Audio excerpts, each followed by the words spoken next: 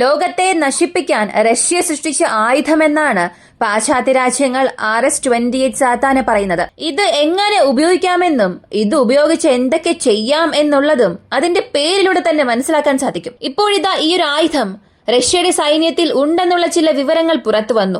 Russia ഇതുവരെയും ഈ ആയുധം തങ്ങളുടെ സൈന്യത്തിൽ ചേർത്തിട്ടില്ല എന്നും ചിലർ പറയുന്നു. അങ്ങനെ സത്യത്തിൽ ഈ ഒരു മിസൈലിന്റെ വിജയം എത്രത്തോളം ഉണ്ട്? റഷ്യ ശരിക്കും ഈ ഒരു ആയുധം അവരുടെ സൈന്യത്തിൽ ചേർത്തോ ഇല്ലയോ? ലോകത്തിന്റെ ഏത് ഭാഗത്ത് വേണമെങ്കിലും ഈ ഒരു ആയുധത്തെ ഉപയോഗിച്ച് ആക്രമിക്കാൻ കഴിയുമെന്നും പറയുന്നു. ശരിക്കും അത്രയും ശക്തമായ ആയുധമാണോ ഇത്? സത്യം പറഞ്ഞാൽ ഈ ഒരു കാറ്റഗറിയിൽ ഹെവി ICBM വിഭാഗത്തിൽ റഷ്യയുടെ ഈ മിസൈലിനെ തോൽപ്പിക്കാൻ ലോകത്തിന്റെ ഏതൊരു രാജ്യത്തിന്റെ പക്കലും ഒരു ആയുധം ഇല്ല. എന്നാൽ പറയുന്നത്ര ശക്തമാണോ ഈ ആയുധം? അതോ ചില വെള്ളപൂശൽ മാത്രമാണോ ഇവയെല്ലാം? ഇതെല്ലാം ഈ ഒരു വീഡിയോയിലൂടെ നമുക്ക് വിശദമായി അറിയാം.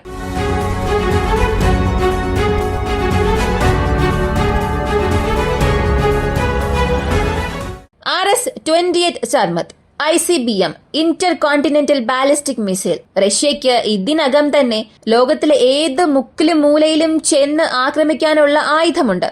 യാസ് ആയാലും അവൻഗഡ് ഹൈപ്പർസോണിക് മിസൈൽ ആയാലും ഇവയെല്ലാം റഷ്യയുടെ വളരെ ശക്തമായ ആയുധ ശേഖരമാണ്. എന്നിരുന്നാലും ഈ ICBM സർമത്തിന്റെ മൊത്തം ലോഞ്ച് ഭാരം 208 ടണ്ണാണ്. ലോകത്തിലെ ഏറ്റവും ഭാരമേറിയ ICBM ഇതാണ്. റഷ്യ ഒഴികെ ഏതൊരു രാജ്യത്തിന്റെ പക്കലും ഇങ്ങനെ ഒരു ICBM ഇല്ല. പിന്നെ എന്തുകൊണ്ട് റഷ്യ മാത്രം ഇത് നിർമ്മിച്ചു എന്ന് ചോദിച്ചാൽ, സോവിയറ്റ് കാലം മുതലേ തന്നെ റഷ്യയുടെ പക്കൽ നിരവധി ബാലിസ്റ്റിക് മിസൈൽ ഉണ്ട്.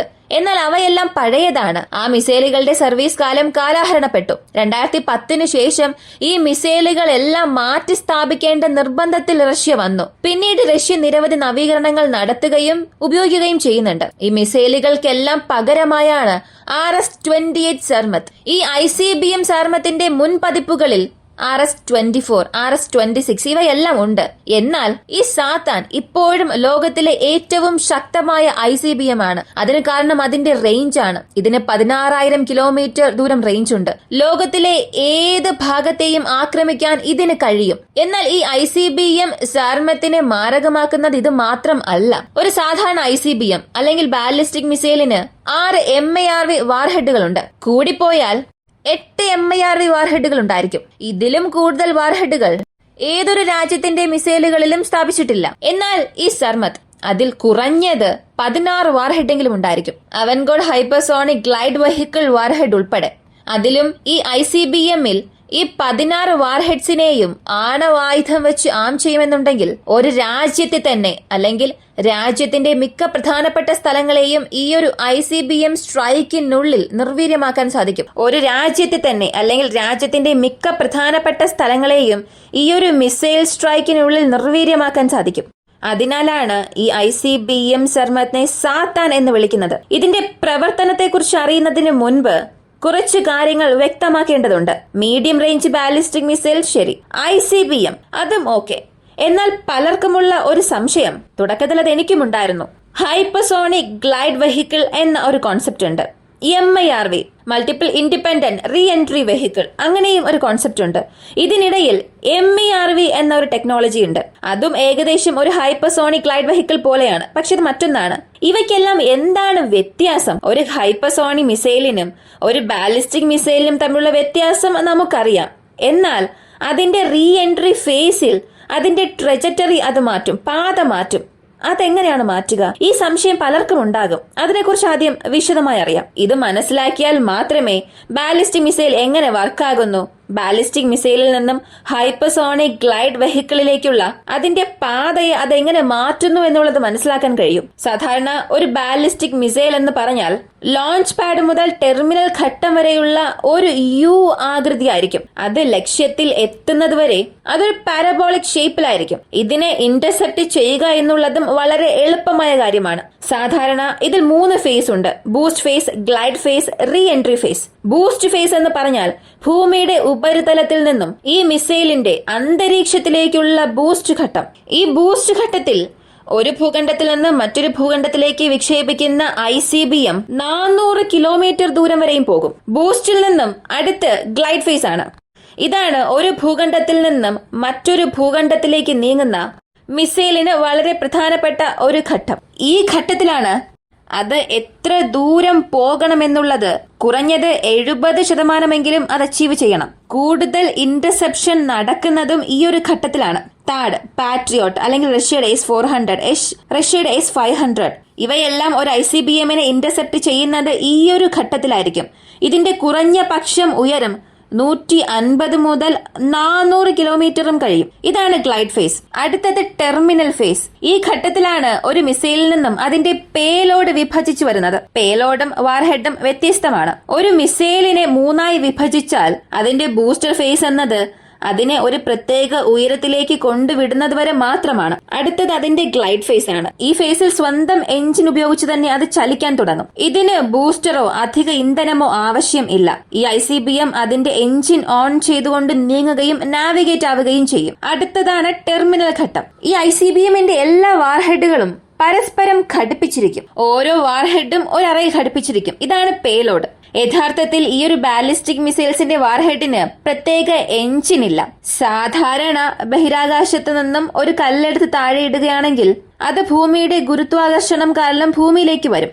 അതുപോലെയാണ് ഒരു ബാലിസ്റ്റിക് മിസൈൽ അല്ലെങ്കിൽ മീഡിയം റേഞ്ച് ബാലിസ്റ്റിക് മിസൈൽ അല്ലെങ്കിൽ ICBM ഇതുപോലെ തന്നെയായിരിക്കും പ്രവർത്തിക്കുന്നത്. അത് അതിന്റെ പേലോഡിൽ നിന്നും വേർതിരിയുന്നതിന് മുൻപ് അതിന്റെ ടാർഗറ്റ് ഇൻപുട്സ് എല്ലാം നൽകും.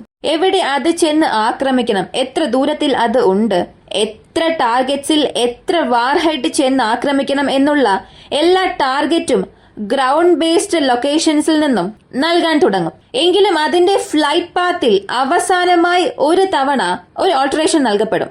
ഇവിടെയാണ് അവസാനമായി നൽകുന്ന ഇൻപുട്ട്. ഇതിനുശേഷം ആ മിസൈൽ ചെന്ന് ടാർഗറ്റിനെ ആക്രമിക്കുന്നതുവരെയും യാതൊരു കമ്മ്യൂണിക്കേഷനും അതിനുണ്ടാവുകയില്ല. ഏതൊരു രീതിയിലും അതിന് ആശയവിനിമയം നടത്താൻ സാധിക്കില്ല. ഒരു ഫ്രീ ഫോളിംഗ് ഓബ്ജക്റ്റ് മാത്രമായിരിക്കും അത്. എന്നാൽ സാധാരണ ബാലിസ്റ്റിക് മിസൈലുകൾക്ക് ഇത് ശരി. ഇതുകൊണ്ടാണ് ബാലിസ്റ്റിക് മിസൈലുകളെ ഇന്റർസെപ്റ്റ് ചെയ്യുന്നത് വളരെ എളുപ്പമാണെന്ന് പലതവണ പറഞ്ഞിട്ടുള്ളത്. കാരണം അത് അകത്തേക്ക് വരുന്നത് അറിയാം, അകത്തേക്ക് വരുന്ന വേഗതയും അറിയാം.